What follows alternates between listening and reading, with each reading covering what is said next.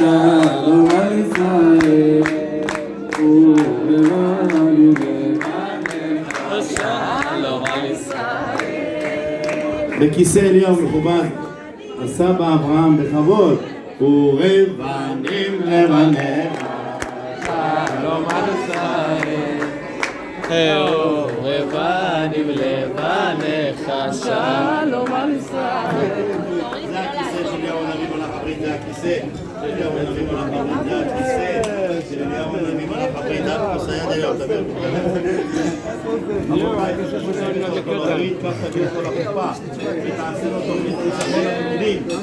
סבא יוסף יעשה לו חיסכון לדירה.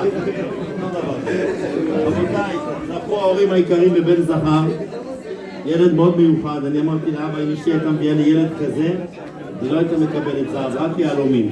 בזמן הברית שערי שמיים פתוחים. כל אחד יכול להכניס את התפילות שלו, לבקשות שלו, לבריאות, לפרנסה, לבנים,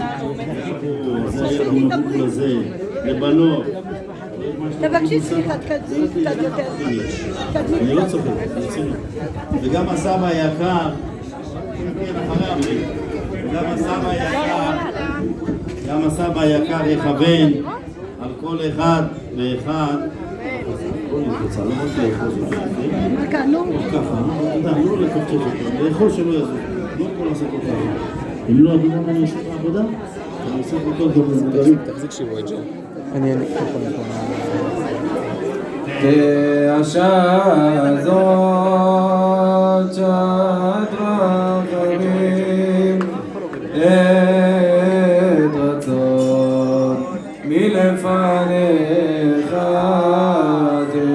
השעה זאת. ברוך אתה אדוני אלוהינו מלך העולם אשר קידשנו במצוותיו וציוונו להכניסו בבריתו של אברהם אבינו. ברוך אתה אדוני אלוהינו מלך העולם שהחיינו וקיימנו והגיענו. כשנכנס לברית, אתה צודק. אתה צודק, אני גם מטפל בסבא עכשיו.